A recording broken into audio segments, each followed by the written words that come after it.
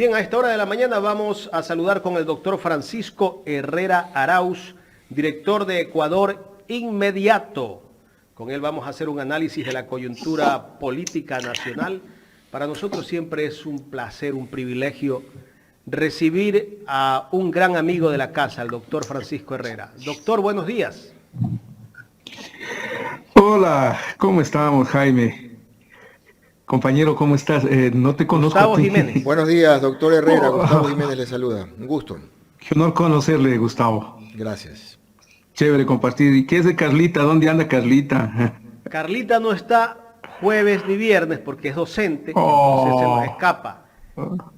se nos escapa. Se nos escapa Bueno, esos días. le dejo ya un saludo a Carlita desde ya. Y qué honor conocerle, Gustavo. Chévere compartir con usted. Gracias, muy amable, Gustavo doctor. empezó conmigo Ecuador en directo ¿Ah, sí? hace Ah, qué 10 bien. años. ¿Cuánto tiempo ya? ¿10 años? ¿Ve? 10 Qué años. bárbaro. Qué Cumplimos ahora en bárbaro. junio 10 Bueno. años. Pues desde ya felicitaciones y qué bien que hayan avanzado y que sigan adelante. Y seguimos en esta lucha, ¿no? Usted sabe cómo es. Sí. Usted también lucha todos los días. Dígamelo a mí. Sí, sí. Doctor, bueno, hay tantas cosas que hablar. Primero, yo estoy contento ya de verlo y enterarnos, pues, enterarnos que usted se está recuperando cada día, y, aunque es duro, ¿no? Conversábamos telefónicamente que es duro todo lo que a veces uno puede vivir cuando está enfermo o algo le está pasando, ¿no? Pero en todo caso, lo vemos repuesto, doctor. Bueno, la procesión va por dentro, Jaime. Eh, Estoy con cáncer, eso es conocido ya. Desde hace 5 años atrás vengo sobrellevando esta lucha. Ya llegó un punto, el mes tras anterior, en que ya no era posible mantenerme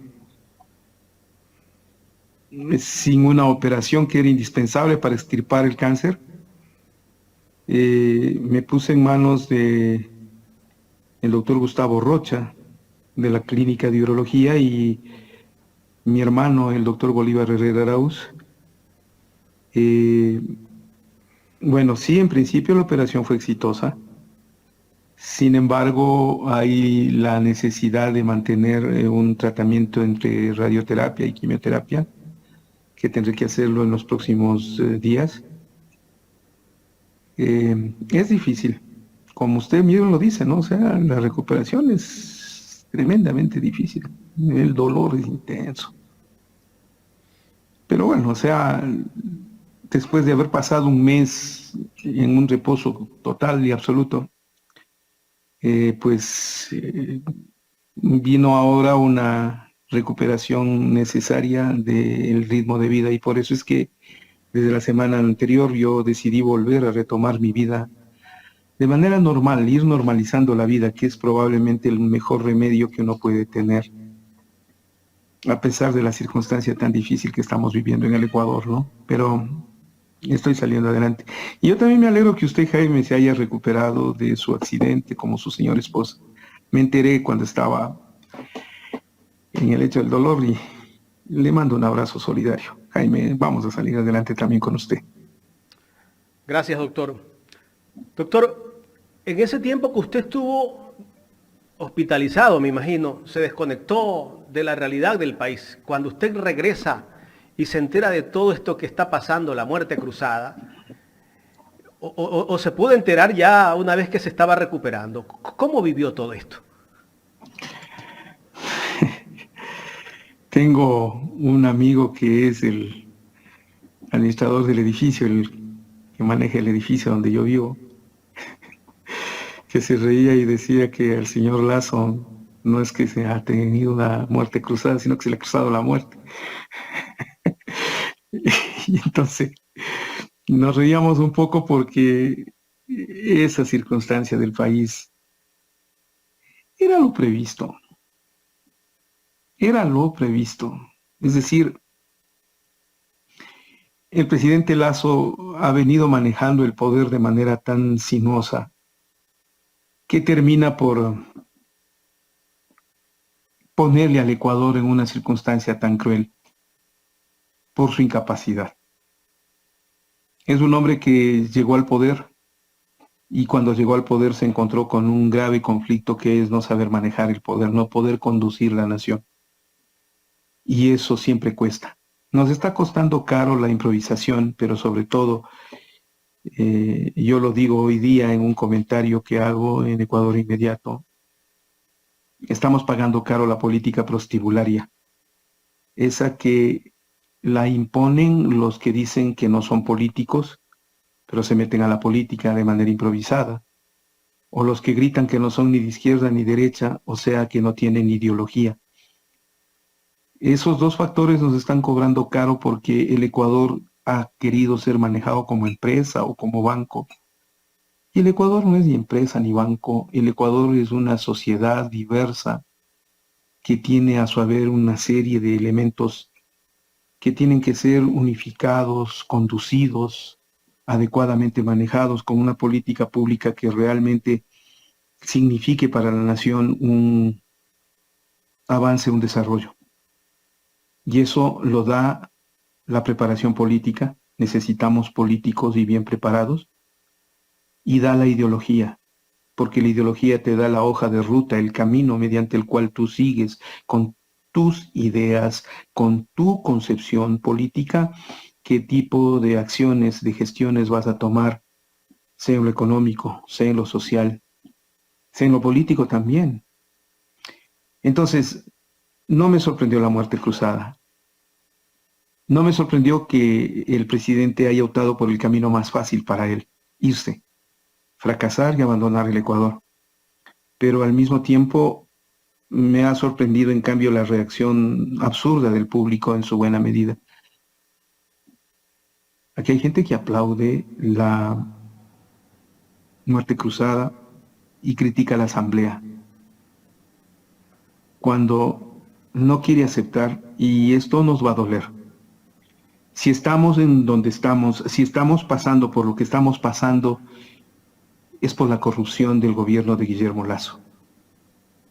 Fue el 9 de enero de este 2023 que la Posta le acusó al gran padrino, al asesinado Rubén Cherres, que hasta ahora no nos dicen quién mató a Rubén Cherres, a Hernán Luque Lecaro, a la venta de cargos, al proceso de Flopeg, al contrato en las eléctricas, el escándalo petrolero, coimas, tráfico de influencias y demás. Eso se llama corrupción, y eso es en el gobierno de Lasso, con 8 ministros renunciantes, con 6 empresas de tipo público removidas, con ministros escapando por la frontera, o funcionarios de la presidencia escapando por la frontera, un ministro preso como el caso de Iván Vera Grunauer. Perdonen, pero eso fue lo que motivó todo este conflicto. El juicio político fue por la corrupción del gobierno de Lasso. La muerte cruzada es el resultante de no haber podido corromper a la asamblea. No le alcanzaron ni los votos ni la plata, porque querían corromper la asamblea y comprarse el juicio político. El anticorreísmo ampón todo lo soluciona con dinero o con reparto de poder. Y eso es lo que acaba de ocurrir. Entonces, por eso la muerte cruzada es el fracaso de la conducción de un país sin política, sin ética, sin ideología, sin respetabilidad por la ciudadanía y el Ecuador. Doctor, cuando Lasso firma el decreto de muerte cruzada, ese mismo día, un grupo de asambleístas cercanos al gobierno, pero del ala de Pachacutic, fueron al Palacio de Carondelet. No sé si fueron a felicitarlo al gobierno o al presidente, o fueron a reclamarle por qué había hecho la muerte cruzada. ¿Qué mensaje nos dejaron estos asambleístas, doctor? Yo digo que siempre a las cosas hay que ponerlas en contexto, estimado Jaime. Y el contexto para este comportamiento de estos 11 asambleístas de Pachacuti que fueron a reclamar al presidente por su decisión de la muerte cruzada, se lo dio horas antes. Estoy hablando de tipo 21 horas, 22 horas de la noche del 16 de mayo, un día antes de que se anuncie la muerte cruzada. ¿Se fijó usted, Jaime? En Ecuador Inmediato está este documento. Los 11 asambleístas firmaron su apoyo al presidente Lasso. Los mismos que fueron a reclamar al día siguiente por su empleo, firmaban en la noche anterior el apoyo al presidente Lasso. Los asambleístas como Yori, como Vanegas, como Mario Ruiz, asambleístas como Rosa Cerda, del Si roban, roben bien, asambleístas como Quesada. Es decir, fueron el respaldo a pesar de que su agrupación política les dispuso que voten en contra de Guillermo Lasso. A pesar de la disposición del Consejo Político de su partido, decidieron violentarlo y apoyaron al presidente. Por eso yo digo en un editorial ayer, Pachacuti tiene que pagar el precio de sus propias traiciones. Se traicionaron entre ellos, traicionaron a su gente, traicionaron al partido, traicionaron a sus votantes. Eso se paga caro. Para empezar se quedaron sin empleo, porque Lasso los traicionó. Pero luego, vamos a ver cómo se comportan sus votantes, los que los llevaron al poder, a ver si no les cobran cara esa deuda por haber traicionado a sus principios. Otro partido que también anda por ahí mismo, o hasta peor, creería yo, es la izquierda democrática, que no debería ser izquierda democrática, sino derecha democrática. La semana pasada, Alejandro Jaramillo le reclamó a la Posta porque lo había dejado sin empleo. Por eso digo que lo que lamentablemente ocurrió en el caso del gobierno del presidente Lasso es que él pretendió corromper a la Asamblea Nacional y no le dieron los votos. No alcanzó los votos. No sé si no fue suficiente el dinero o el poder. Pero ahí tenemos un ejemplo concreto, claro, de cuán difícil debe y puede ser el manejo de una sociedad como lo ha hecho el gobierno con sus aliados. Y la izquierda democrática fue un aliado vital para Guillermo Lasso. Con ellos consiguieron la mayoría en la asamblea con la que pusieron a Guadalupe Llori. Lamentablemente la izquierda democrática se convirtió en el partido más corrupto que ha tenido la asamblea en este último tiempo. No se olviden lo de la Bella Jiménez, vicepresidenta de la asamblea, expulsada por diezmos. No se olviden lo de Keneque Recalde.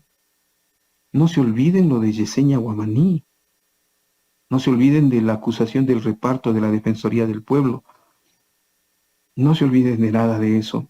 No se olviden de las compras públicas entregado a María Sara Gijón, militante de Izquierda Democrática, candidata a la vicepresidencia de la República. Y después de eso que quieran negar que fueron parte del gobierno de Guillermo Lasso, sería un absurdo, ¿verdad? Bueno, pero eso es lo que está reclamando el señor Alejandro Jaramillo. El doctor Alejandro Jaramillo debe reconocer que, lamentablemente, al ser parte de la gobernanza con Guillermo Lasso, le salpica la corrupción con la que hemos estado envueltos todo este tiempo, porque ellos fueron parte de ese gobierno. Francisco, usted como un buen comunicador, en el que vivimos en un país de escándalos, en un país que ya la verdad es que da mucha vergüenza ver cada cosa que ocurre. Ustedes han hecho un caminar con antecedentes de asambleístas, pero tenemos un presidente cuestionado terriblemente por no hacer nada en un tema de corrupción grave que según él cree que se va a librar luego de que termine su periodo. Pero ahora tenemos una fiscal que también está cuestionada. O sea, es el país del escándalo. Y sin embargo salen a decir que el país está viviendo una calma y una tranquilidad luego de cesar la asamblea. ¿De qué calma y tranquilidad estamos hablando?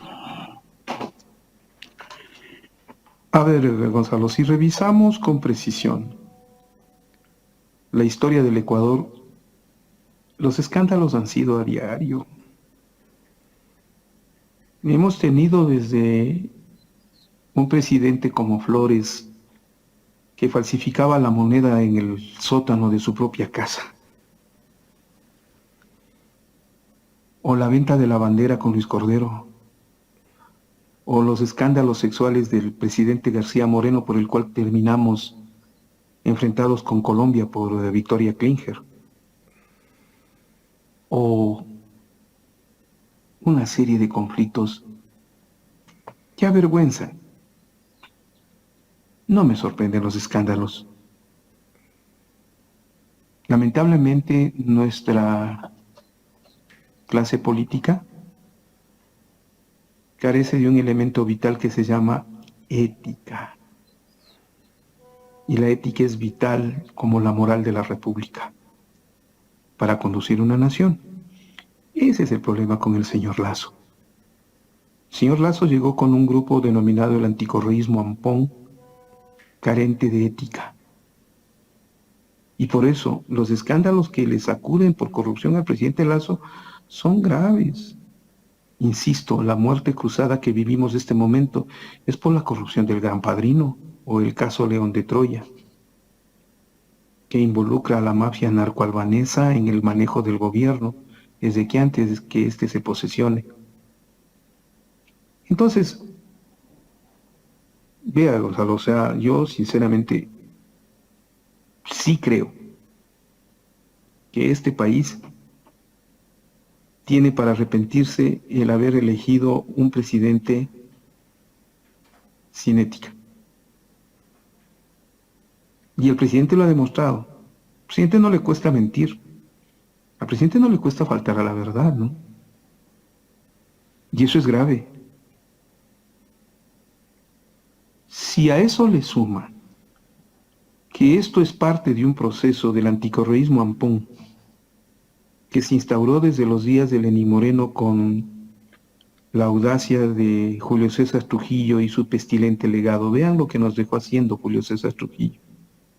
Entre ellos está el haber impuesto a la fiscal general del Estado, a la doctora Diana Salazar, a la cual se le ha cuestionado, yo incluido, Ecuador Inmediato incluido, y muchos sectores, desde el primer momento, ¿por qué? No hay ninguna animadversión personal contra la señora Diana Salazar. Muy por el contrario, yo le voy a recordar un incidente que cuando Lenín Moreno nos clausura el 10 de agosto del 2019 y cerramos Ecuador Inmediato, había seguido algún fulano, quién sería, no lo sé. Se le ocurrió lanzar la versión por Twitter que Ecuador Inmediato había cerrado por acción de la fiscal Diana Salazar. Y eso era falso. Nosotros salimos de nuestras redes sociales a desmentirlo. Asumimos una posición digna y honesta, porque pese a que en ese momento nos pudo haber beneficiado la versión, no era verdadera. Pero desde ahí ya se denotó que a la señora doctora Diana Salazar le cuestionaban tres aspectos. 1, su solvencia académica. 2, el manejo de sus antecedentes como el plagio de su tesis. Y lo tercero, la forma como llegó a la fiscalía sin haber tenido la mejor nota ni haber sido la mejor puntuada, sino por la preferencia de Julio César Trujillo. Entonces, ahí para mí viene el problema. ¿Cuánta gente ha dudado de la solvencia académica de Diana Salazar? Pues mucha. Solo escucharle su discurso y frecuentemente el enfrentamiento que tiene con jueces, con fiscales y demás, denotan que ahí hay un irrespeto a su capacidad como fiscal. Si usted le suma el hecho que la señora Diana Salazar ha actuado de manera preferente, con una justicia selectiva, con el escándalo del caso Bochornos, el cuaderno Hello Kitty o el influjo psíquico, o el no haber sojuzgado a Lenín Moreno y los delitos de lesa humanidad, el montaje en contra de Freddy Carrión, que lo tiene detenido, y una serie de eventos más, como el no haber actuado en el caso Gran Padrino en contra de Danilo Carrera, dan a entender cuán crítica puede ser esa situación. Pero eso es lo uno. ¿Sabe qué es más grave? El hecho que sobre el plagio de la tesis de la señora Salazar, que ahora sale por dos valientes mujeres como Angélica Porras y Priscila Schettini desde Acción Jurídica Popular, es un hecho que se conocía con anterioridad. Y si no, yo me remonto a los tweets y la intervención en Ecoavisa del ex candidato vicepresidencial Andrés Páez, que le cuestiona a la señora Diana Salazar por plagio. Estoy hablando del 2019, estoy hablando en el proceso de selección, estoy hablando desde antes. Y que luego comiencen a saltarle como conejos del sombrero una serie de artículos en las que ella no habría redactado, o si redactó, cometió plagio, como el de la revista de la Universidad Central. Oh, vea qué preocupante, hoy día aparece un nuevo elemento en un artículo que está en el repositorio de la Facultad Latinoamericana de Ciencias Sociales, Flaxo. Es grave, y es grave. ¿Cuánta gente conocía del tema? Y se cayó, y le dejaron actuar a la señora fiscal. Y lo deplorable ahora es mirar en la acción de la señora fiscal. Amenazar. Amenaza al Consejo de Participación Ciudadana, al que no le hace caso. Amenaza al Consejo de la Judicatura, al que no le hace caso.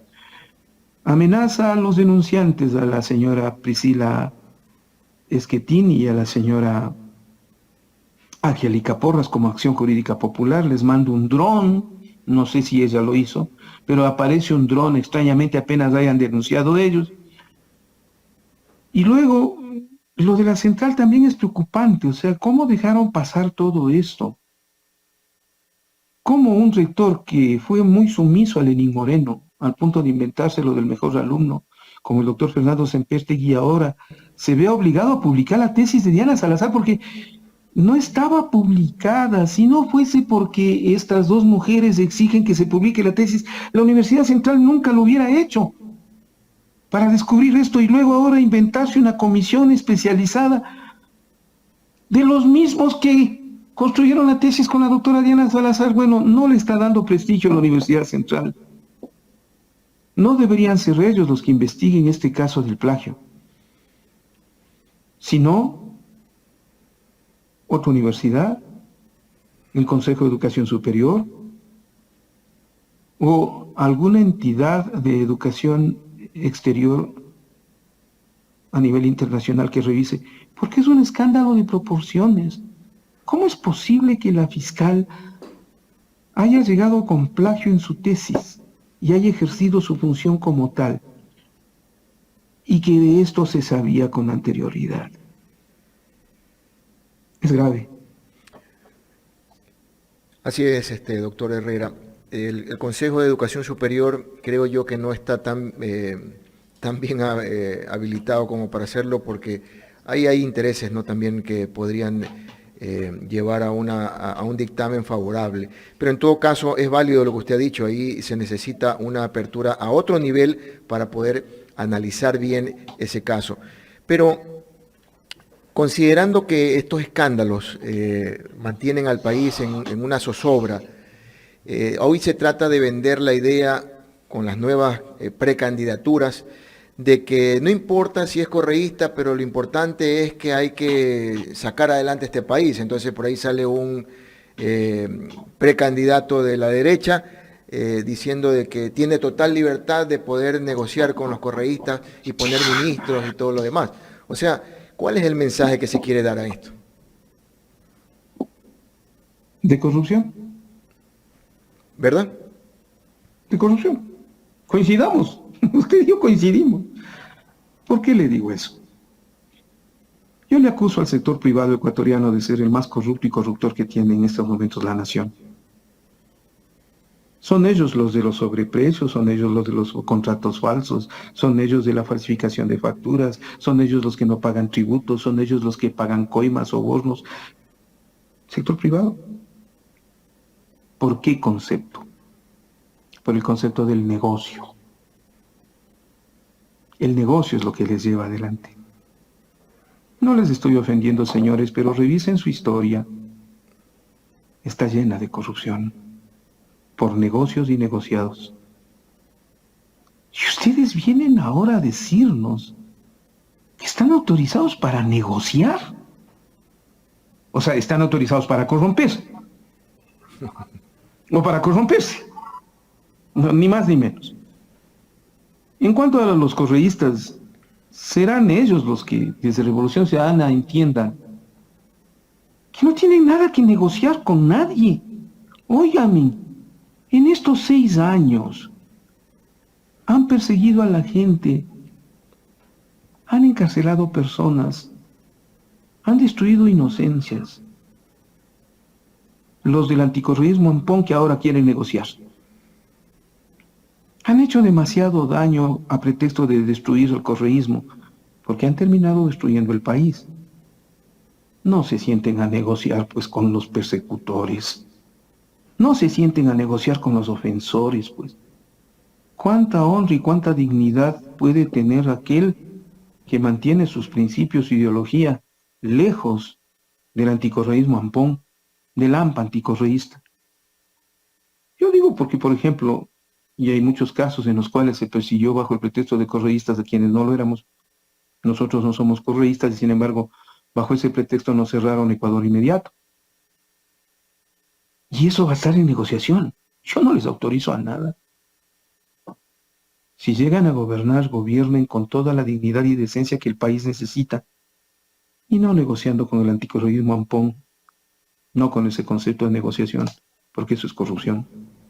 Francisco, y los acuerdos políticos que se están viendo precisamente para poder apoyar a ciertos candidatos, las posturas que hay en principio, y voy a nombrarlo porque es muy evidente, ¿no?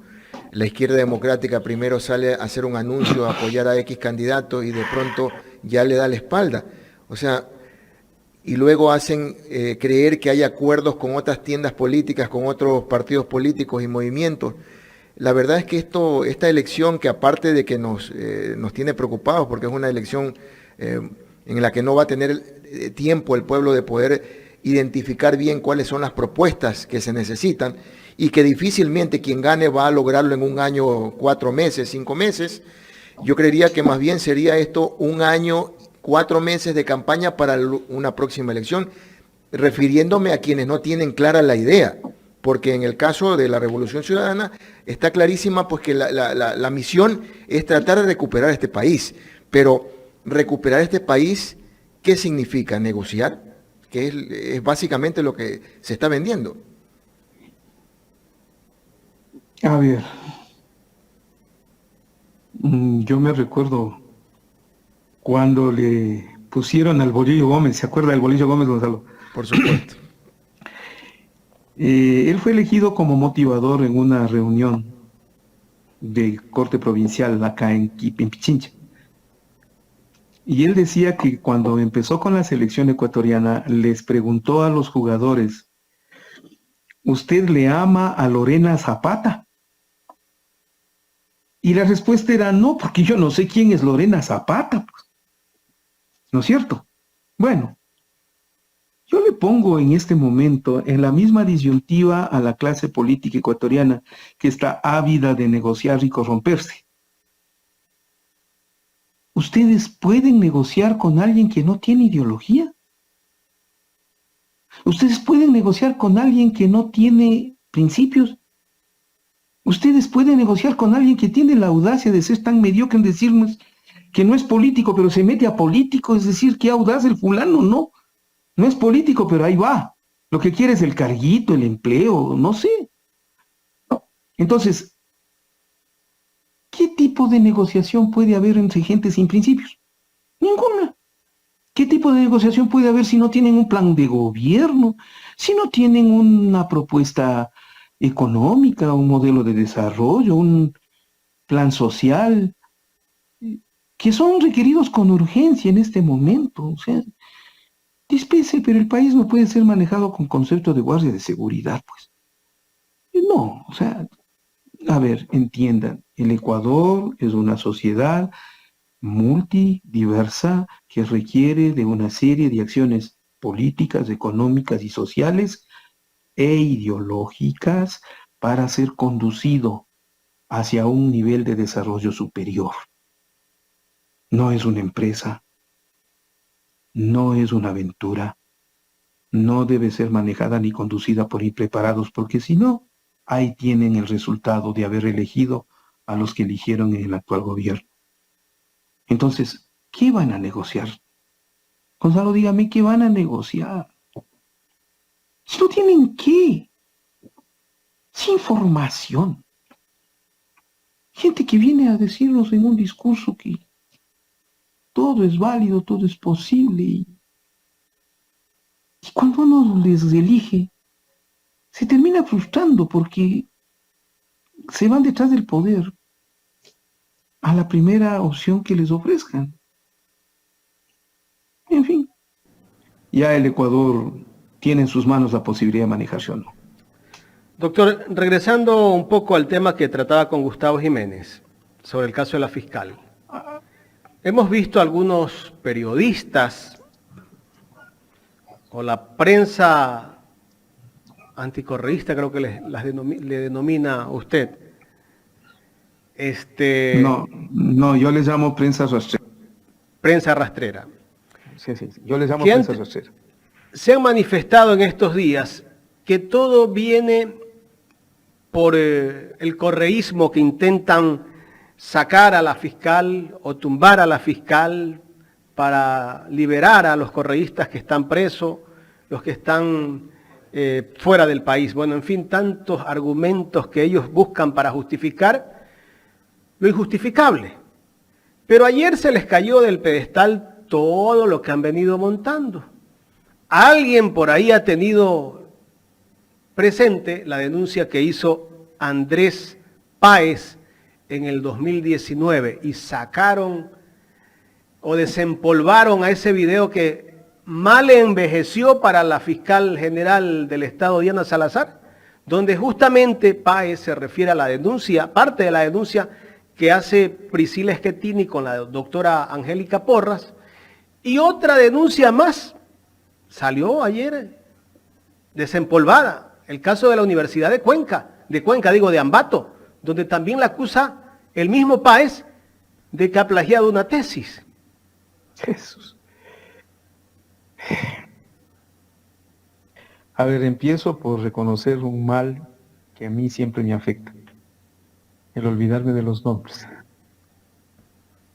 He estado todo el rato diciéndole Gonzalo a Gustavo. Mil disculpas, Gustavo.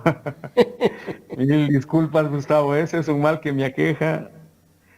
Y traten de quitármelo de la cabeza porque si no después te quedas como Gonzalo y no es justo. Perdón, Gustavo. Y en cuanto a lo de la tesis y el anticorreísmo ampón, verán que el correísmo no le dio haciendo la tesis a la Diana Salazar para que les acusen de plagio al correísmo. La que hizo la tesis, si es que hizo ella, es la doctora Diana Salazar, no los correístas, por Dios. Por Dios, ya le trató de culpar en Ecuavisa a la señora Diana Salazar del lío de su tesis al doctor Washington Pesantes, que era fiscal de la República y que ha sido el miembro de su tribunal de honor. ¿Qué puede ser un maestro o un académico si le entregan una tesis plagiada? Y que es defendida además con toda la capacidad de cinismo con la que se puede tener para llegar con un documento plagiado a defender una tesis, ¿no? Yo me imagino cómo será eso.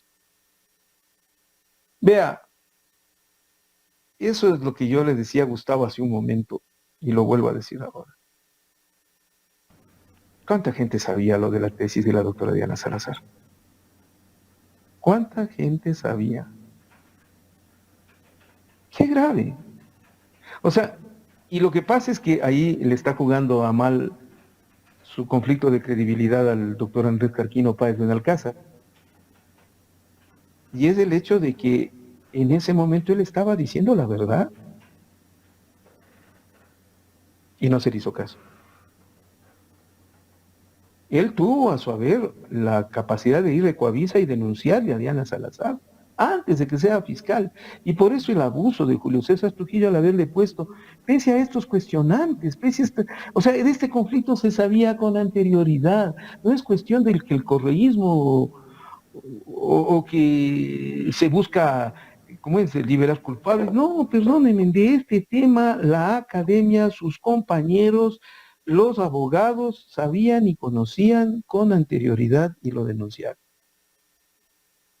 Que no se haya hecho nada, lo único que atrae es malas consecuencias. La señora Diana Salazar ya va a tener que responder por 4 casos. Primero, su tesis de grado. Segundo, el problema de su artículo en la revista de la Universidad Central. Tercero, lo del caso de la Universidad de Ambato. Y cuarto, el tema que aparece en el repositorio de Flaxo. De su autoría. ¿Por qué la doctora Diana Salazar escribía con tanta profusión artículos y tratados científicos? Bueno, porque estaba forjando su carrera para que llegue a ser fiscal. Eso se llama acumulación de méritos. Pero si es que la señora Diana Salazar hubiese tenido los méritos suficientes y el conocimiento adecuado, no hubiera necesitado de recurrir a estas técnicas del plagio, no. Y en este momento le sería muy fácil defender a ella la autoría de sus artículos, pero ya son 4 artículos, pues. Hay demasiado cinismo en aquellos que quieren defender lo indefendible, pero ya esos 4 artículos le cuestionan a ella y su capacidad académica. La verdad no necesita cómplices, Jaime. Doctor, ¿y se puede sostener la fiscal con todas estas denuncias de plagio? ¿Es posible que en este país se mantenga una autoridad que es la encargada de investigar los casos de corrupción, todo tipo de casos judiciales que tiene que llevarse adelante en este país, y que también ella esté acusada como una persona que ha plagiado tesis? ¿Quién tiene que investigarla a ella? Moralmente no es posible sostener eso, Jaime.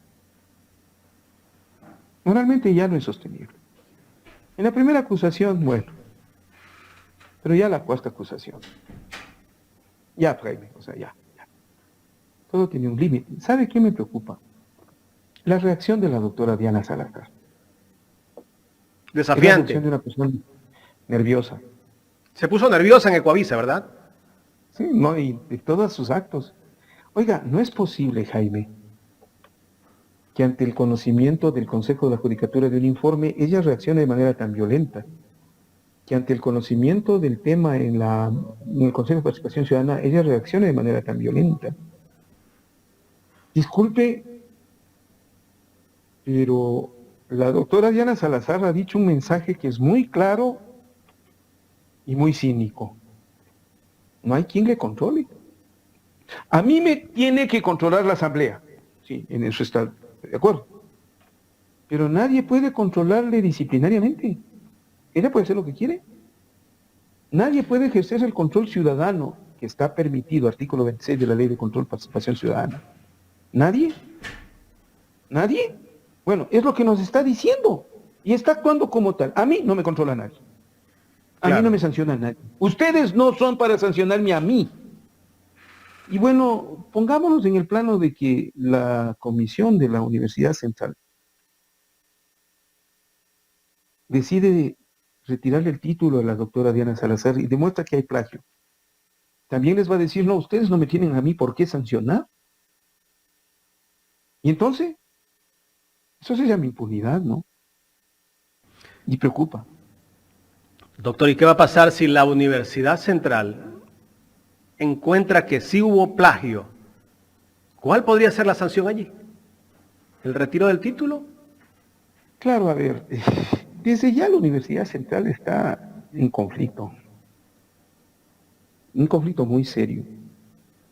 ¿Por qué el señor rector de la Universidad Central, el doctor Fernando Sempertegui, se actuó más como un sirviente moreno? No se olviden que, por palabras de Juan Sebastián Roldán, quien le permitió y le puso como fiscal fue Lenín Moreno. Doctor, tenemos ese video. ¿Lo podemos reprisar? Si Démosle ustedes play. tienen, inspector. este es un presidente valiente que lo que hizo es romper con eso para poner gente independiente como Diana Salazar. Ahí está. ¿Por qué la Universidad Central a esta persona, a la que le pone Lenín Moreno, a la que le condecora Fernando Sempere, se guardó la tesis de Diana Salazar? ¿Por qué se guardó? Si uno redacta un documento, tiene que asumir con sus beneficios y sus errores. Yo he redactado algunas tesis y algunos de los títulos que me ha tocado ostentar. En algunos casos deben haber sido trabajos respetables, en otros aceptables, no cuestionables, porque nunca hubo plagio. Es mi pensamiento que se va desarrollando con el conocimiento. Entonces, la Universidad Central tiene que asimilar un primer problema. Ese fue su producto. Diana Salazar es su producto. Si plagió o no la tesis, que lo resuelva la comisión, pero ya. No hay ni cómo pedirle a la Universidad Central que diga quiénes son los de la comisión, porque el doctor Fernando Sempere no quiere darlo. Ya Acción Jurídica Popular le mandó un oficio diciendo, a ver, en beneficio de la transparencia, díganos quiénes son los miembros de la comisión. No, eso no se puede dar. Y se niegan. Tampoco tienen control ciudadano, porque cualquier ciudadano con plena capacidad, usted, yo, Jaime, cualquier ciudadano podríamos ir y pedir a la universidad que nos permitan estar presentes en condición de veedores ciudadanos del desarrollo del trabajo de esa comisión en investigación de la tesis de la doctora Diana Salazar, pero no está permitido. Punto, no está permitido y se acabó. Acá vamos a ver cómo resolvemos. Y entonces vamos a ver lo que resuelvan. Si resuelven que Diana Salazar no plagió ninguna tesis, bueno, que enfrenten el conflicto de opinión pública, ¿no? Pero si resuelven que la doctora Diana Salazar sí plagió, y como lo ha demostrado Acción Jurídica Popular, en un 40% su tesis, lo cual le vuelve ya inaceptable, entonces tienen que resolver que el título que le dieron a la doctora Diana Salazar no es válido y deben proceder a retirarle su título.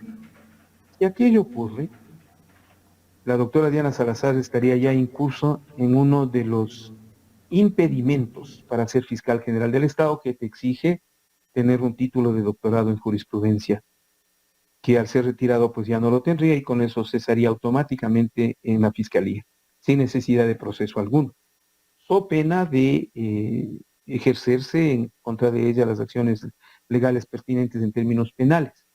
La doctora Diana Salazar y el personal de fiscalía aducen que la figura del plagio no está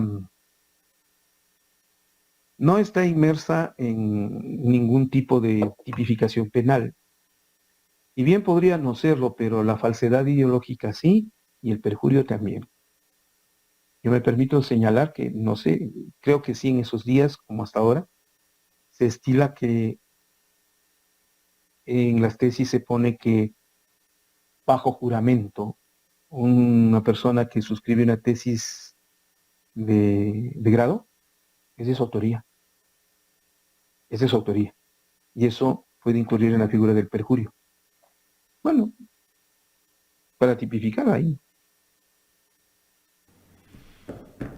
Doctor, ya en la recta final de esta entrevista, que por cierto siempre las entrevistas con usted tienen un interés de nuestro público.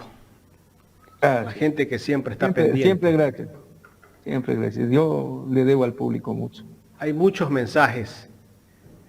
Quisiera verlos, me gustaría verlos, saludar a algunos de los que están amigos conectados, sí.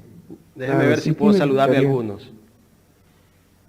Bueno, Cumandá Vanegas, Alex Sangoquiza, Imelda Chávez, Fanny García, Nora Eras también, que por cierto le agradecemos a Nora por el aporte a Ecuador en directo. Omar Novoa, fiel seguidor suyo también, ¿no? Y muchos más, doctor, hay muchísimos. Tendría que después ponerse a revisar los mensajes que han enviado nuestros seguidores. Sí. Doctor, pero hemos visto que se está desviando la atención de todo esto, de todo el tema de la fiscal general del Estado. Ya han sacado el caso Gabela, que lo están tratando de lanzar en estos días, ya justamente en estos instantes se está dando, creo, una rueda de prensa para hablar sobre el caso Gabela. Esto tal vez buscan desviar la atención de lo que está ocurriendo con la fiscal general del Estado, doctor. A mí me preocupa que el caso Gabela haya sido tan maltratado cuando merecía mayor respeto por la figura del general Gabela y por su familia, su esposa, que tan duramente han luchado por la verdad. Pero ahí yo, por ejemplo, quiero preguntar con dureza, ¿no? ¿Qué ha hecho en el caso Gabela la señora Diana Salazar, fiscal general del Estado? Está bajo sus manos, ¿no? Está bajo su potestad abrir, reabrir, proceder con las investigaciones. Entonces, si quieren desviar que el caso Gabela está dentro de la criminalidad, pregunten, ¿qué hizo Diana Salazar sobre el caso Gabela?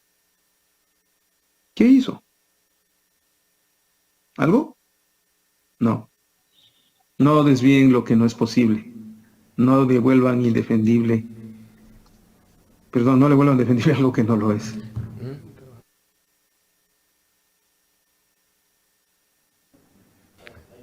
Doctor Herrera, ¿cómo está? A ver, justamente Gustavo. No se preocupe, doctor, no se preocupe. No, Está bien. claro que sí. Ya me estaba creyendo Gonzalo, no se preocupe. Déjeme, sobre los nombres, déjeme que le cuente una anécdota. A ver, por favor. Yo tuve una oportunidad de compartir con Monseñor Leonidas Proaño cuando yo era muy jovencito.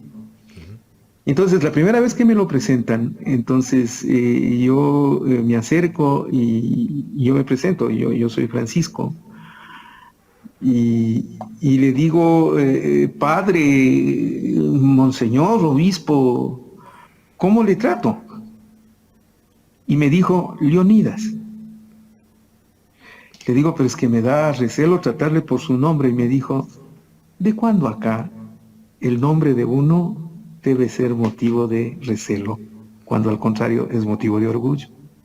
Por supuesto. Desde ahí yo aprendí una lección muy grande y por eso digo, yo tengo este pecado, este mal hecho de cambiar los nombres y no debe ser.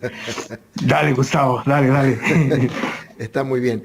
Bueno, a ver, solo una inquietud final, porque sí me preocupa a mí el tema de que en el tema de la justicia, específicamente en el caso de la fiscal, se ha visto desde el gobierno pasado hasta el actual, se ha visto movimientos de persecución muy marcados a todo nivel, no solamente a temas del correísmo, sino también a otros actores políticos que allanaron las casas de ellos, hicieron un show mediático llevando medios de comunicación y que finalmente después ni siquiera las disculpas del caso le dieron porque nunca se demostró nada. Y ahora, cuando tiene la gran oportunidad de poder demostrar qué tipo de gestión debe hacer como fiscal, no ha hecho absolutamente nada en todos los casos comprobados de corrupción que hubo en el gobierno de Lenín Moreno. Absolutamente nada. Entonces, si no lo logró, si no tuvo la valentía de hacerlo para el gobierno anterior, ¿cómo vamos a resolver lo que está ocurriendo en el actual gobierno? Porque cuando se vaya el señor Guillermo Lasso a su casa o a su Miami, ¿quién va a hacer la verificación de que efectivamente en su gobierno hubo casos de corrupción a nivel de callar a los testigos o al principal testigo, como el caso de Cherres? Y todos los casos de corrupción que hubo dentro de este gobierno, más allá de haber firmado de entrada al inicio de este gobierno un código de ética que quedó solamente en papel, porque de ético no tuvo nada. Este gobierno pasará a la historia como un gobierno chantajeado por sus faltas, por sus presumibles delitos. Gustavo, es el primer gobierno que soporta el allanamiento de la presidencia de la República por la Fiscalía. Oiga, qué grave, ¿no? Con los funcionarios de la presidencia escapando por las fronteras. Luque y el otro caballero, Miranda. Eso ya marca o muestra que este gobierno nos llevó al estado que estamos en este momento por la corrupción. Y eso no es honesto. Eso no es justo, eso no es válido. Pero algo más. Este gobierno sí recibió la complicidad de la Fiscalía a pesar de haber usado el caso Encuentro. ¿Por qué nunca allanó la casa del señor Danilo Carrera Druet? ¿Dónde están los 8 detenidos por el caso Encuentro? ¿Dónde? ¿También en el olvido? ¿También justicia selectiva? Eso es lo infame. Es algo que le acompañará siempre a la señora Diana Salazar, la justicia selectiva. Doctor, la última, ya esta sí es la última, le prometo. La ultimita ya, vamos ya. ¿De qué tendencia será el próximo gobierno ya en lo político? Si aplicamos la política pendular, sería lógico que sea de centro izquierda.